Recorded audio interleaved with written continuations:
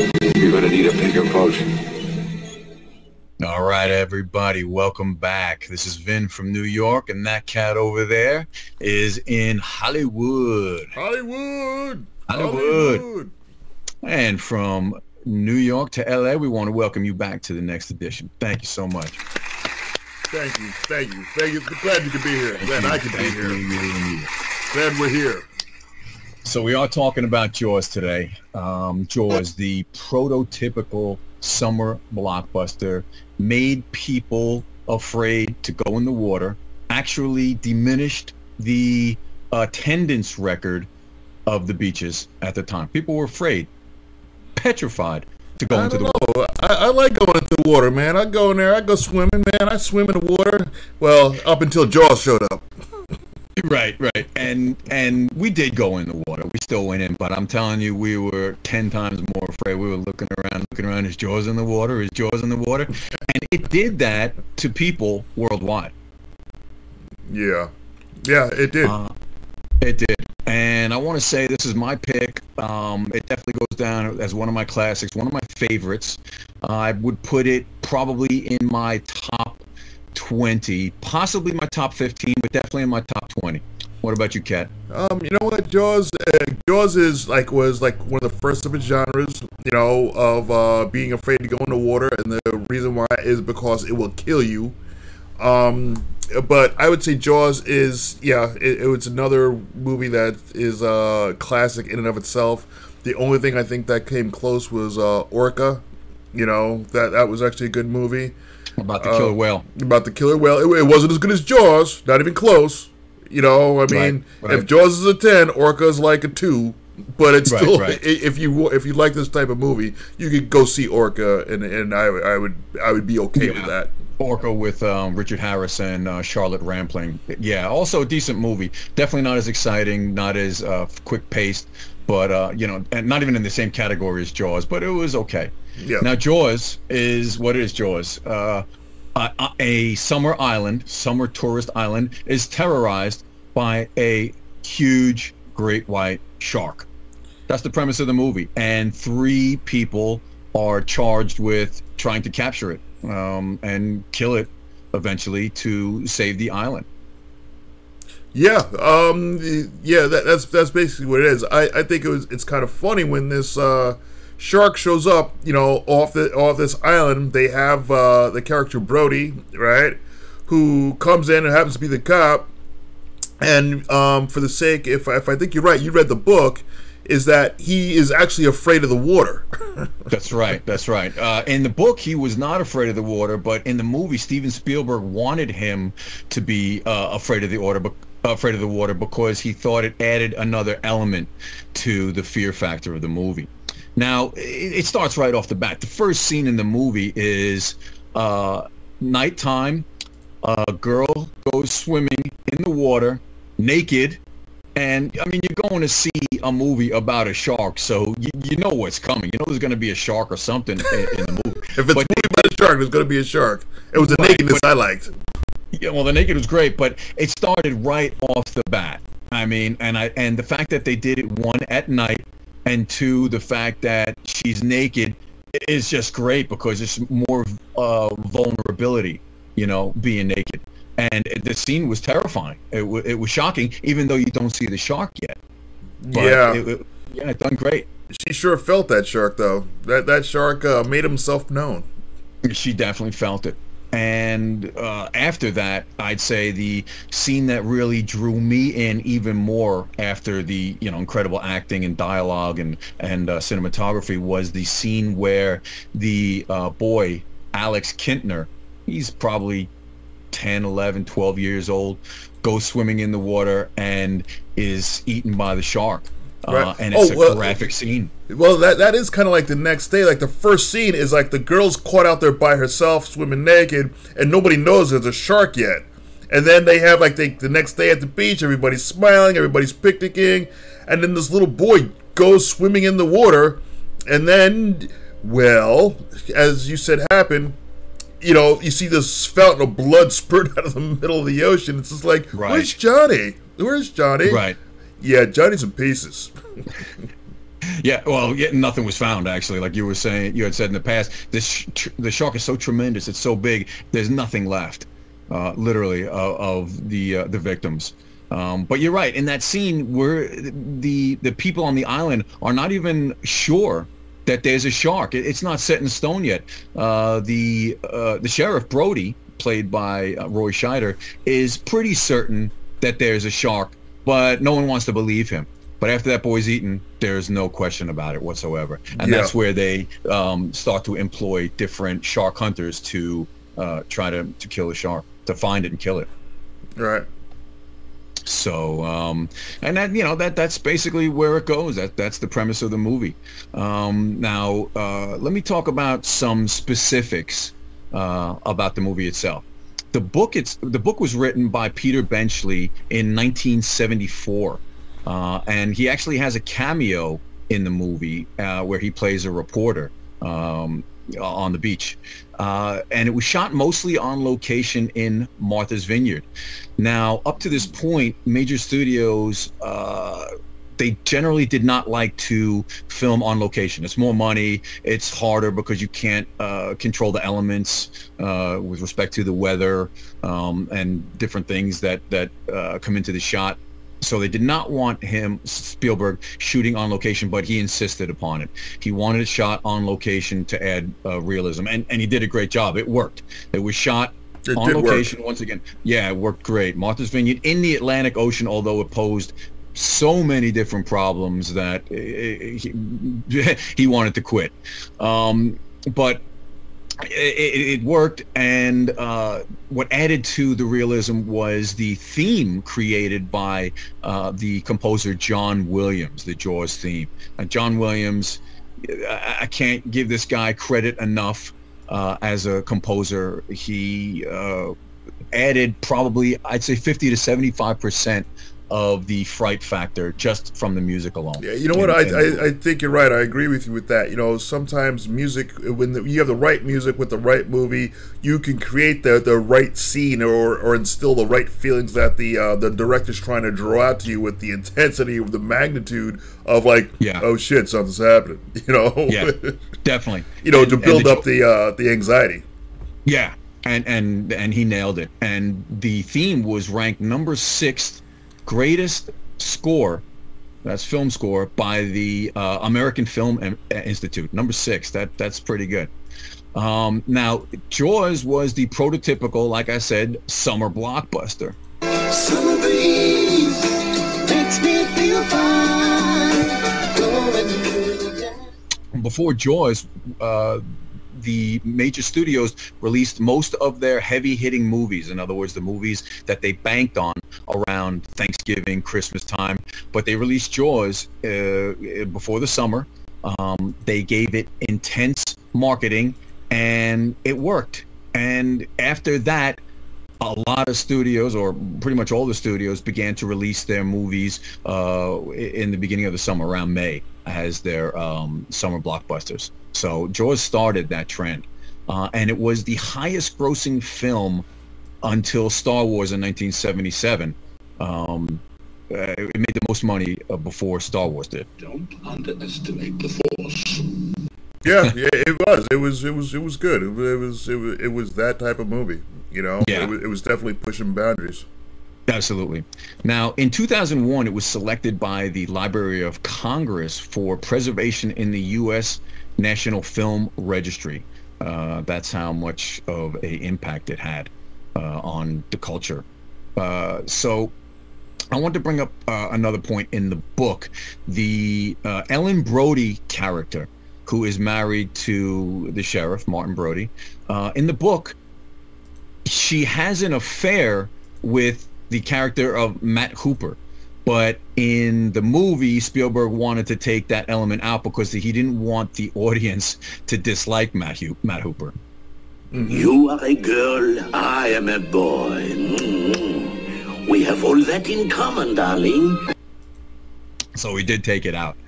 Now, in the, not in the book, but we talked about Spielberg, and he wanted Brody's character to be afraid of the water, which was great. Added another element to it, and you can see in several scenes that are kind of comical, Brody's just terrified to be in the water, and he actually runs into the water and runs back out of the water while everyone else is running into the water to save their loved ones. He's running away from the water. So it was a great fear to overcome, and he did a good job with that. Now, I want to talk about the ending of this movie and ending of movies in general. It's very important that they're done a certain way, and Spielberg nailed this ending.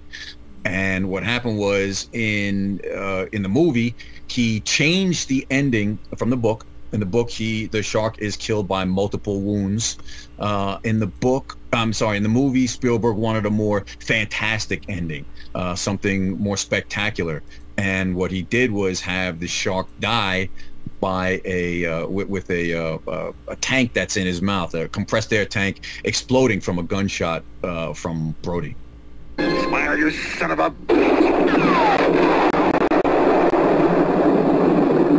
And the shark dies, and everyone is saved, and end of the movie.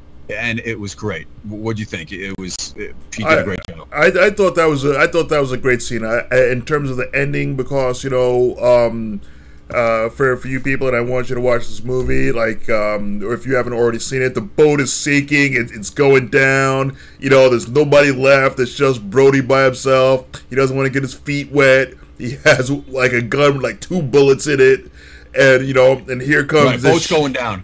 There's no place to go.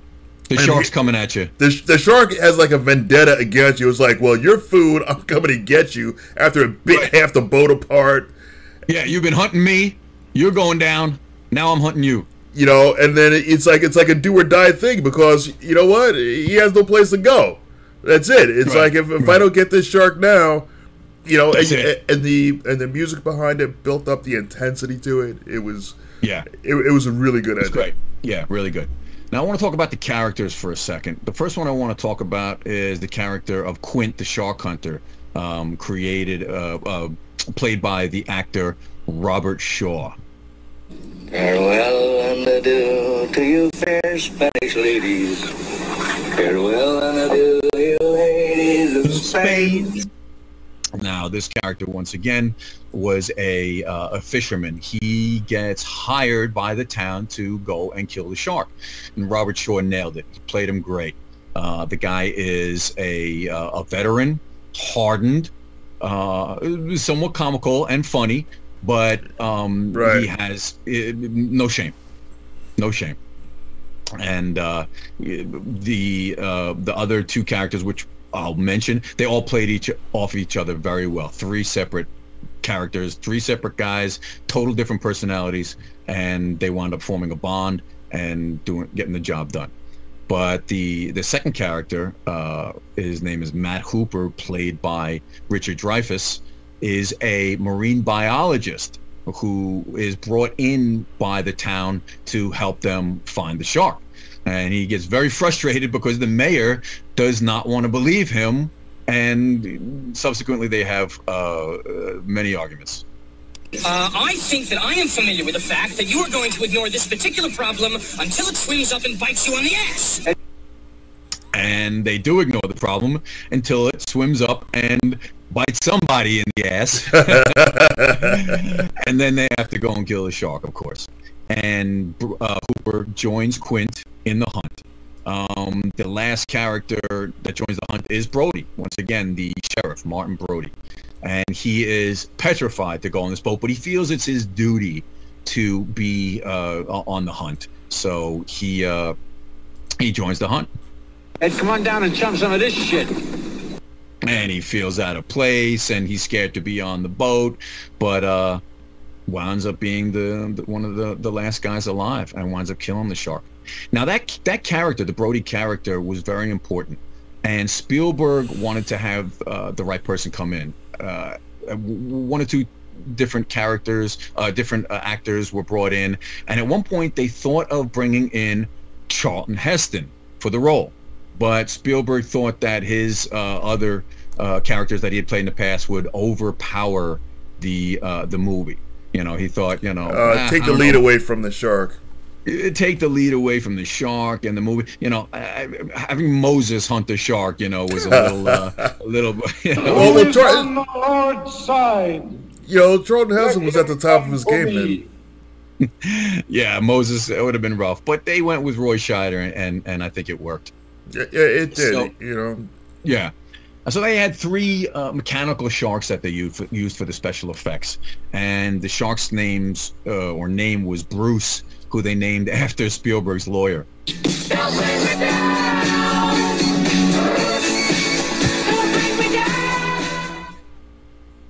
Bruce, that was very fitting. In the book, once again, different than the movie, Hooper actually dies. But the reason they let him live in the movie was because they filmed a scene down, I think it was the south of Africa, where a real shark was used to attack a shark cage in the water. And the scene, the film looks so good that they wanted to use it. But in the shark cage, there was nobody in it. So when Hooper gets in the cage at the end of the movie, and the actual footage they wanted to use had nobody in it, they had to figure out a way that Hooper escaped the cage or get out of it. So he swims away and he lives, but he did die in the book. So I did want to mention that some of that film footage, the live footage, was really good. Now the movie became the first film to earn $100 million in U.S. theatrical releases. That's right, biggest earner at the time. And it's the second most successful franchise film after Star Wars. At least it was for a time being. Franchise films. And when you talk about franchise, you mean like the whole series of movies that came after that? Now, the only thing I have to warn all our listeners about is don't see Jaws anything else except 1. Don't see 2, 3, 4, 5. Don't see any of those movies. I'm trying to save you hours of your life of not seeing those. That's right. You may be disappointed. Yeah, just slightly. So only see Jaws, the original. Skip all the other ones. And if you really need to see another fish movie, then go see Orca. Okay? But don't see the rest of the Jaws films. Just don't do it. You gotta shift gears, exactly. Yeah, the first one was so great that the American Film Institute ranked the shark at number 18 on a list of the 50 best villains. So a shark is one of the 50 best villains of all time. That's how good that they made this movie with the editing and the music and the acting. You know, I think spectacular. I think it's funny that, you know, when you're going into the movie Hall of Fame, you know, you got to make sure you just do better than a mechanical shark. You know, I'm like, okay, as long as I'm in front of the shark, I'm okay. You know, that's right. It's like we got beat by a fish. You got beat by the fish. Yeah, it's a big fish. You know, it's a destructive fish. Hey, I'm just still saying. Speaking once again, I want to talk about John Williams real quick. The guy who did the music. We can't give him enough credit. He's done so many movies. He probably has won the most awards and the most nominations for music than anybody by and far. Just a quick list of some of the Oscars that he's won. Movies: Fiddler on the Roof, Jaws, Star Wars, E.T., Schindler's List, and Grammys. All of those movies, as well as Superman, Close Encounters, Saving Private Ryan. I mean, I don't even know if awards mean anything to him anymore. When your whole room is filled with awards, you know, I don't even know if they mean anything. You're just continuing to do it for love of what you do, you know? So you're saying you think he's better than Randy Newman? I'm saying that this guy is probably one of the best music composers of all time. All right, I'm not going to take it away from him, but I still think Randy Newman's better. Okay, well, we can debate that on another issue, on another show. Short people. But Spielberg loved John Williams, had great career with him, great relationship with him, and this is what Spielberg thought of John Williams. When he finally played the music for me on the piano, he previewed the main Jaws theme. I expected to hear something kind of weird and melodic, you know, and kind of tonal but eerie, and what he played me instead with 2 fingers on the lower keys was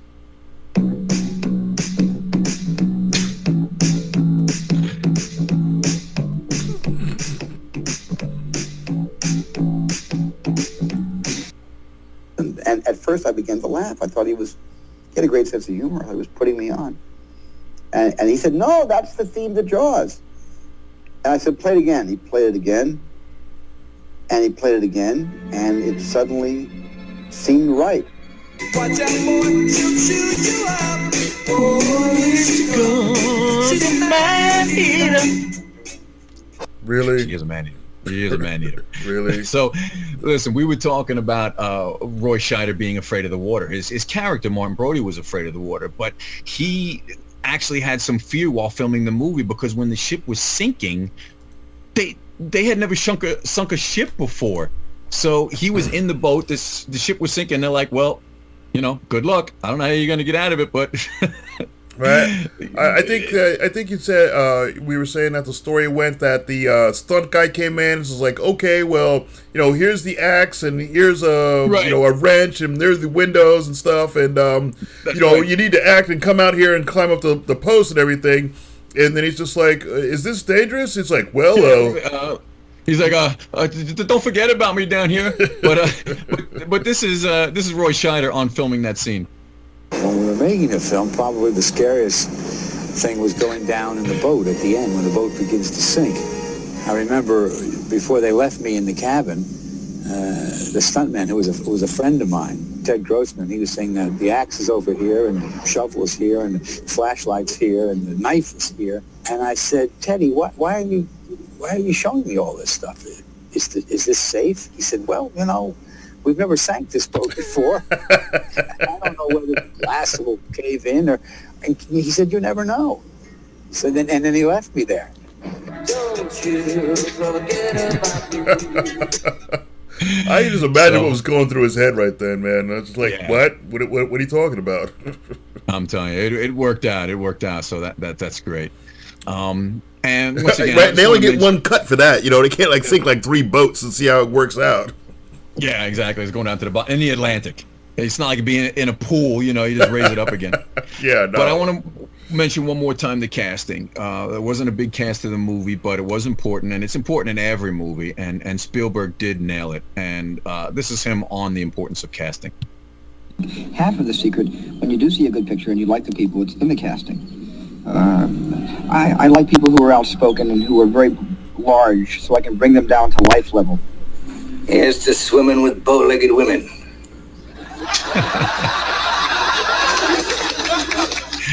So yeah, the casting was great. I can't go enough about that.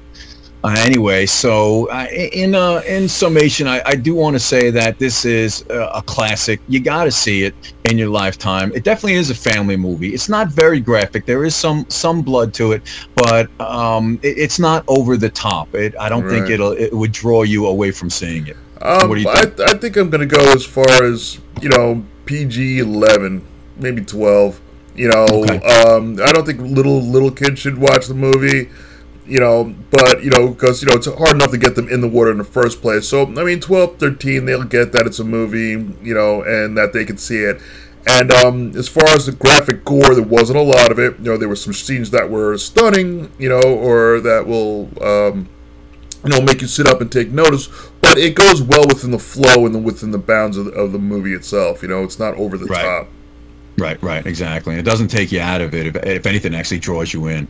Yeah. So, anyway, so I think we're good today with that review. So I'm going to say from New York to LA, this is Vin, and that's Kat over there in Hollywood. Whoop, and we will see you all at the next edition. Thank you very much.